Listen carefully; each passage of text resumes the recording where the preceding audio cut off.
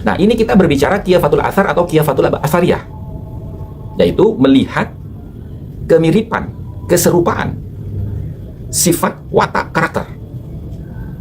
Nah, setelah kita lihat semua itu, ya, kita cocokkan watak, karakter, sifat, fikroh dan harokahnya. Ternyata kok ada kemiripan. Karena kalau mereka mengaku sebagai pribumi Yaman, asli pribumi Hadramut Tarim, dari suku mana mereka? Kalau mereka tidak mau menjawab dari suku mana, dari bani apa mereka, maka jelas mereka bukan orang Yaman, bukan orang Hadramut, bukan orang Tarim.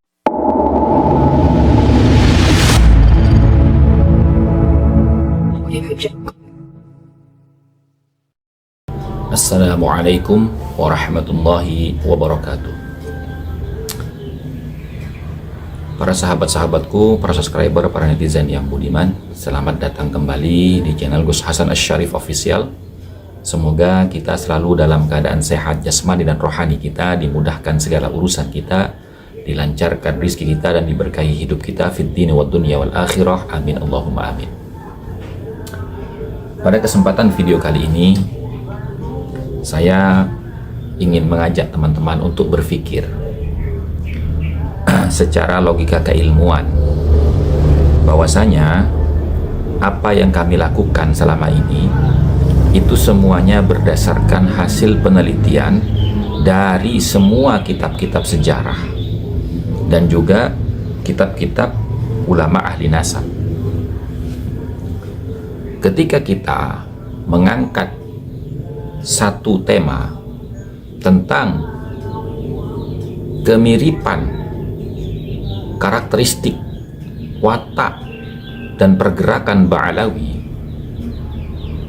dengan karakteristik watak, sikap dan perbuatan Bani Ubaid dari dinasti Fatimiyah, itu ada kemiripan teman-teman, ya.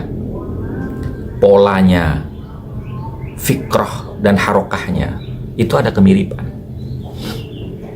Jadi setelah kita berbicara tentang Syuhra Istifadah yang gagal, di mana mereka mengklaim bahwasanya silsilah nasabnya itu sahih berdasarkan Syuhra dan Istifadah, tapi gagal teman-teman. Karena apa?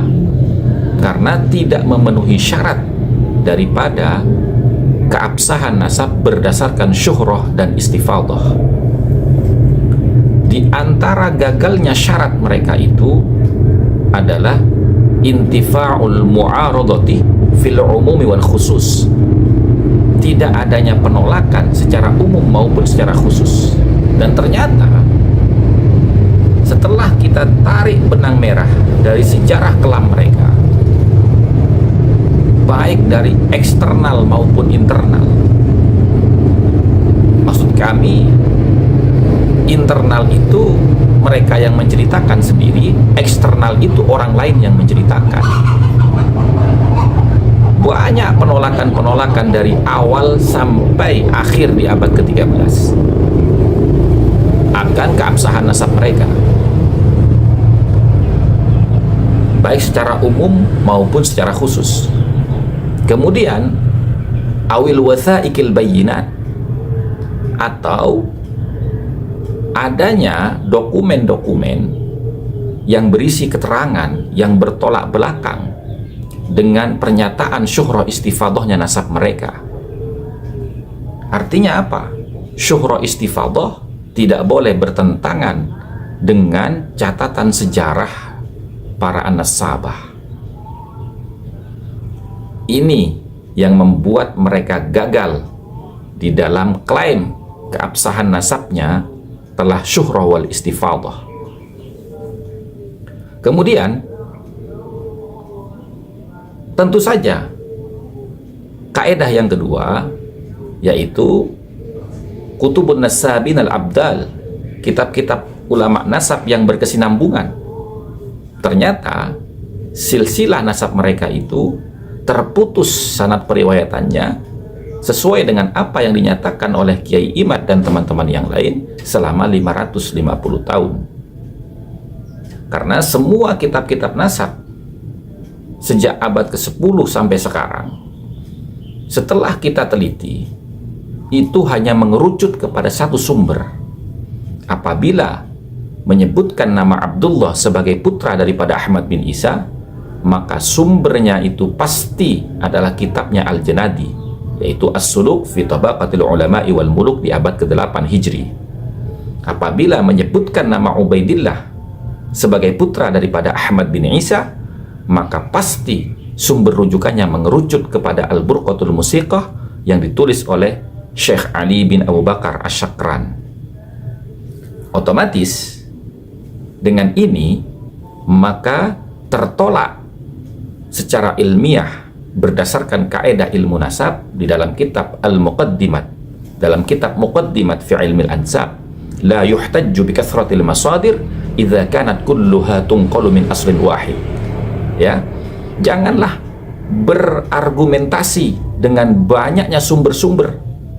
Jangan berhujah dengan membawa sumber-sumber apabila semua sumber itu mengerucut kepada sumber yang sama, yaitu ketika menyebutkan Abdullah sumbernya Al-Janadi, ketika menyebutkan Ubaidillah sumbernya adalah Al-Burqatul Musiqah. Begitu teman-teman ya. Lalu kemudian ya, ada orang yang kepanasan, seakan-akan kita ini ya telah melakukan cocok logi hanya karena melihat di dalam kitab Al-Burqah itu ada syair wa biwalidihil maimun ubaidun, lalu kita mengatakan bahwasanya Ubaid itu adalah putra Maimun. Itu Anda yang cocok logi apa kami yang cocok logi? Padahal kami belum menuduh mereka, hanya mengatakan berdasarkan kaedah penetapan nasab, yaitu kiafah.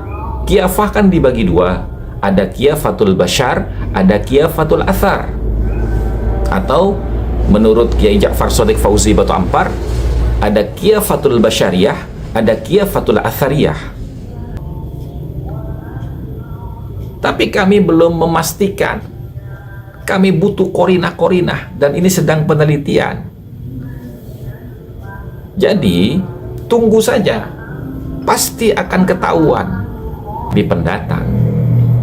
Tapi ketika mereka menyebutkan dari suku mana, maka akan ketahuan apakah mereka betul-betul penduduk pribumi Yaman, Hadramut Tarim, atau pendatang. Makanya selama ini Anda pun yang kepanasan itu tidak tahu kan Ba'alawi itu dari suku mana. Demikian teman-teman, sekilas dari saya ya. Mudah-mudahan Anda semua tetap bersemangat untuk mengikuti kajian polemik nasab ini, agar supaya semuanya menjadi terang benderang, tidak ada yang ditutup-tutupi, tidak ada yang disamarkan, tidak ada yang dibohong-bohongi lagi ya, karena bangsa Indonesia ini saat ini harus bangkit dalam dunia keilmuan, dunia penelitian, dunia literasi. Harus memiliki daya kritis. Teknologi sudah maju berkembang teman-teman.